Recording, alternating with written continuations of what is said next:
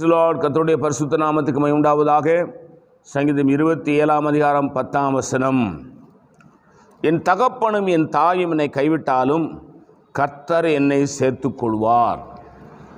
சங்கீதக்காரனாகிய தாவீது தன் அனுபவத்திலே இந்த சங்கீதத்தை எழுதுகிறான்.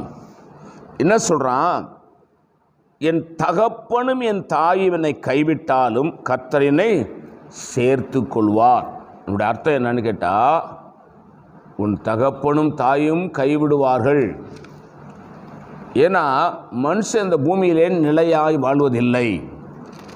ஒரு சந்ததி வருகிறது, மறு சந்ததி போகிறது. ஆகவே அது பாட்டுக்கும் நடந்து கொண்டே இருக்கும். ஆகவே நம்முடைய தகப்பன்மார்கள் தாய்மார்கள் குறிப்பிட்ட காலத்துக்குள் மாத்திரம் வாழ்ந்திருப்பார்கள்.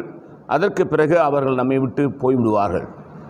ஆனால் எந்த காலத்திலும் எந்த சூழ்நிலையிலும் நம்முடைய ஆயுள் நாட்கள் முழுவதும் நம்ம கூடவே இருக்கிறவர் நம்முடைய ஆண்டவரும் இரட்சகருமாய் இருக்கிற இயேசு கிறிஸ்து. அதனால்தான் சங்கீதக்காரன் சொல்லுகிறான், என் தகப்பனும் என் தாயும் என்னை கைவிட்டாலும் கர்த்தர் என்னை சேர்த்து கொள்வார். லேலுயா. இந்த விசுவாச அறிக்கையை நாம் செய்ய வேண்டும். கர்த்தர் என் கூடவே இருக்கிறார். என் தகப்பன் என் கைவிட்டாலும், என் தாய் என்னை கைவிட்டாலும், என்னை படைத்தவர், என்னை ரட்சித்தவர், என்னை அபிஷேகம் பண்ணினவர், என்னை ஆசீர்வதிக்கிறவர், என்னை வழி நடத்துகிறவர், இதுவரைக்கும் என்னை நடத்தி வந்தவர், இன்னும் என்னை நடத்துவார், அவர் என்னை பாதுகாப்பார் என்று சொல்லி நீங்கள் விசுவாச அறிக்கை செய்யும் பொழுது அது உங்களுக்கு அப்படியே மாறும். நான் உங்களுக்கு ஆசீர்வதிக்கிறேன்.